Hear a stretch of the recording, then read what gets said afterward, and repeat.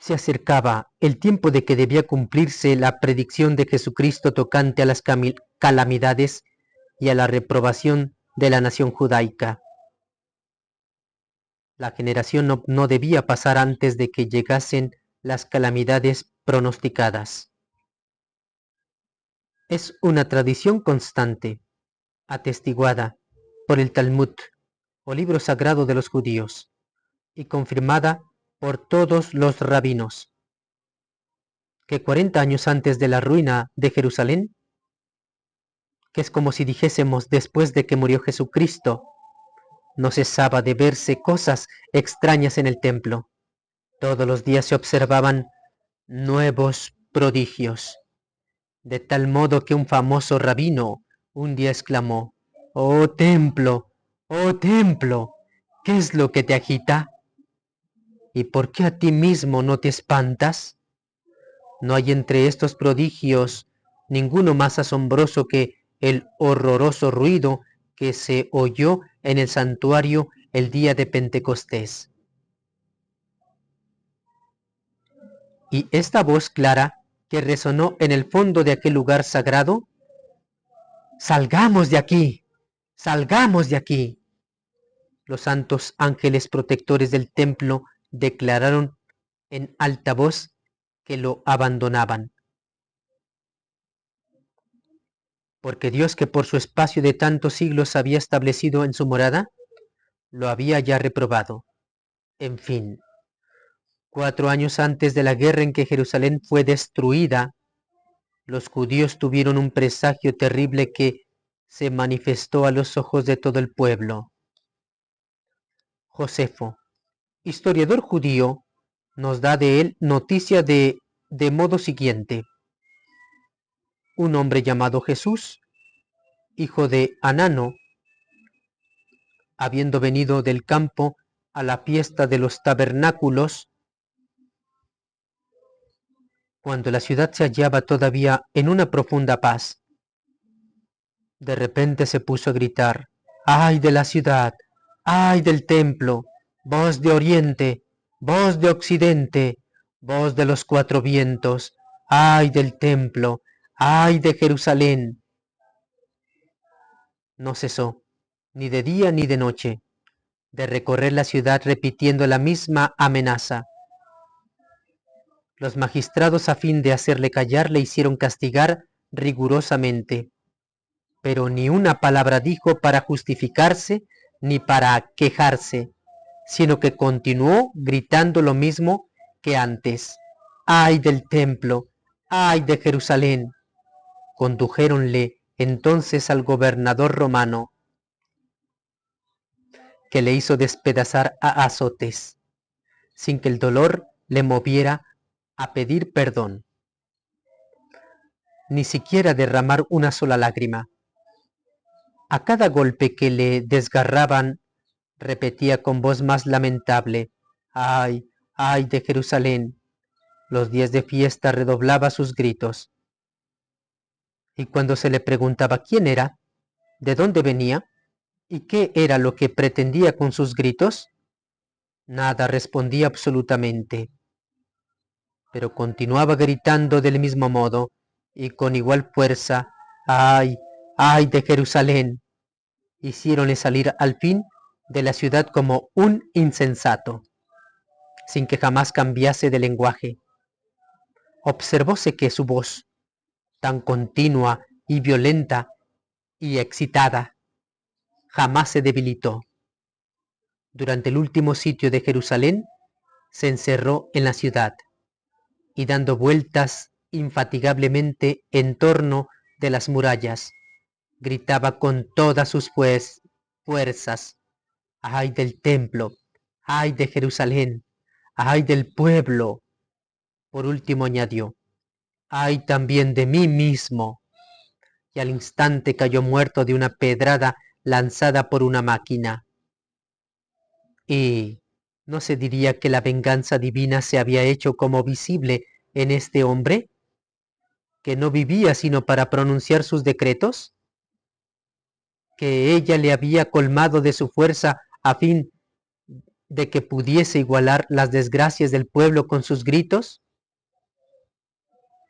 y que le había hecho no solo el profeta y el testigo, sino también la víctima con su muerte, a fin de hacer más patentes y sensibles las amenazas del Señor.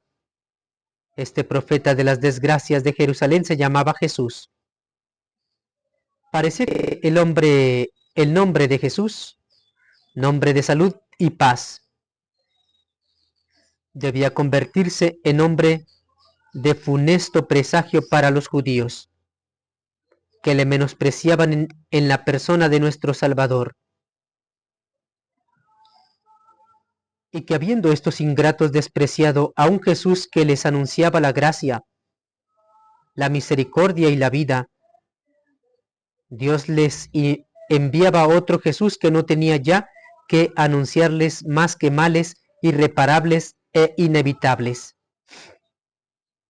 y el decreto de su propia ruina.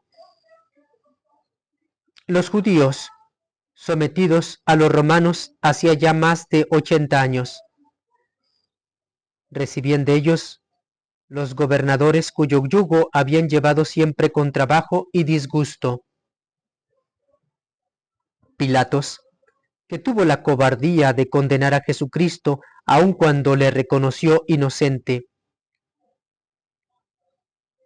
fue degradado 4 años después por el emperador Tiberio y desterrado a Viena del Delfinado, donde murió el año 40 de Jesucristo. Se habían sucedido muchos otros gobernadores.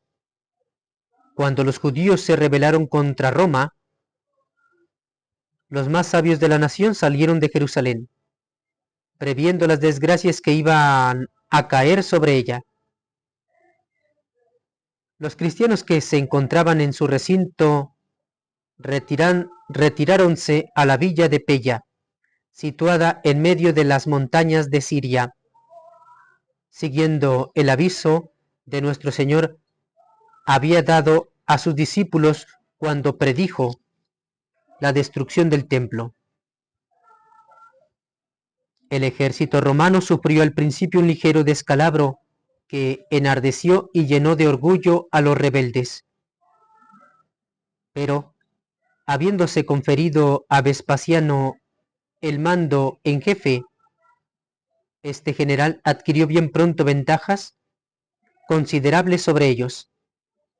La división se introdujo desde entonces entre los judíos, y se formaron dentro de la ciudad diferentes partidos que cometieron los mayores excesos.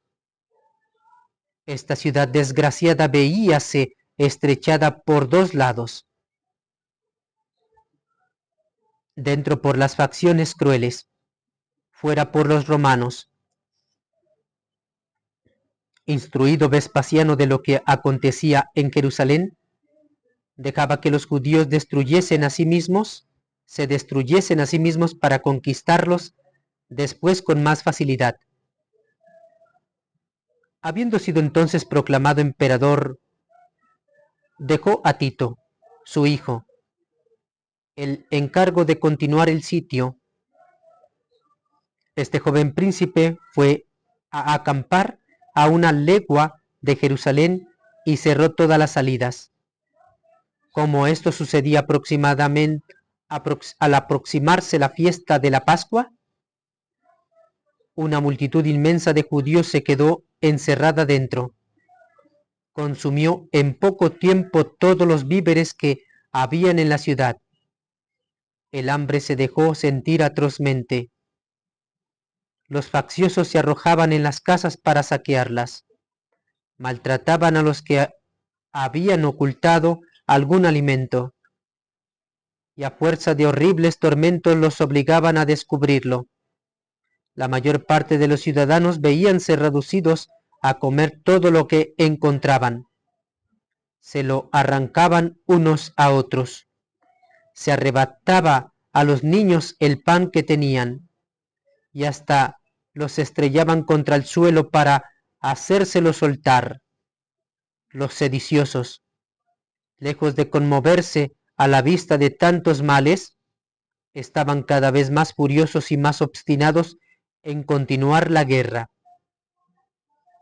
Tito, habiendo tomado la torre llamada Antonia, avanzó sus trabajos, llegó hasta el templo y se hizo dueño de 2 galerías exteriores. Entonces fue cuando el hambre se hizo horrible, se buscaba qué comer hasta en las cloacas, y se comían las inmundicias más infectas y asquerosas. Una mujer acosada por el hambre y reducida a la desesperación, tomó a su hijo, que aún amamantaba, y mirándole con los ojos extraviados, infeliz, le dijo, ¿para qué te conservaría yo la vida?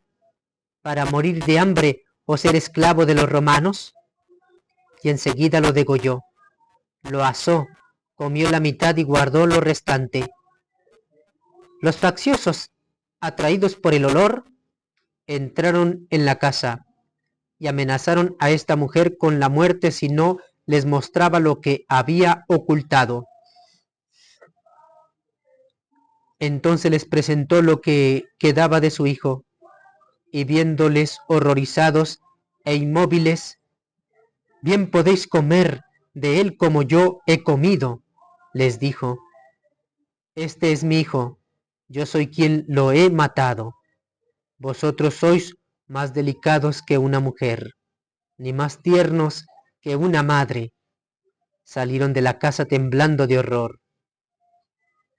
Tito hizo atacar, por último, la segunda muralla del templo y pegar fuego a las puertas, encargando, no obstante, que se conservase el cuerpo del edificio. Pero un soldado romano, guiado, dice el historiador Josefo, por una inspiración divina, tomó un tizón y, haciéndose levantar por sus compañeros, lo arrojó en una de las habitaciones adjuntas al templo. El fuego prendió al momento, penetró dentro y consumióle enteramente, a pesar de los esfuerzos que hizo Tito para atajar el incendio. Los romanos pasaron a cuchillo a cuantos entraron en la ciudad y todo lo llevaron a sangre y a fuego. Así se cumplió la profecía de Jesucristo. El mismo Tito declaró que su triunfo no era obra suya y que él únicamente había sido instrumento de la venganza divina. En este sitio perecieron 1.100.000 habitantes, los restos de esta desgraciada nación que había pedido a grandes voces que la sangre de Jesucristo cayese sobre ellos y sobre sus hijos. Fueron dispersos en toda la extensión del imperio, justo castigo del furor impío que había ejercido contra el Mesías. Otras ciudades han sufrido los rigores de un sitio o del hambre, pero jamás se ha visto que los habitantes de una ciudad sitiada se hayan hecho entre sí una guerra tan encarnizada y que hayan ejercido unos contra otros una crueldad más atroz que la que experimentaban de parte de los mismos enemigos. Este ejemplo es único en la historia y lo será siempre, pero era necesario para verificar la predicción de Jesucristo y para que el castigo de Jerusalén fuese proporcionado al crimen que había cometido crucificando a su Dios, su crimen igualmente único que no puede tener ejemplo ni en lo pasado ni en lo porvenir.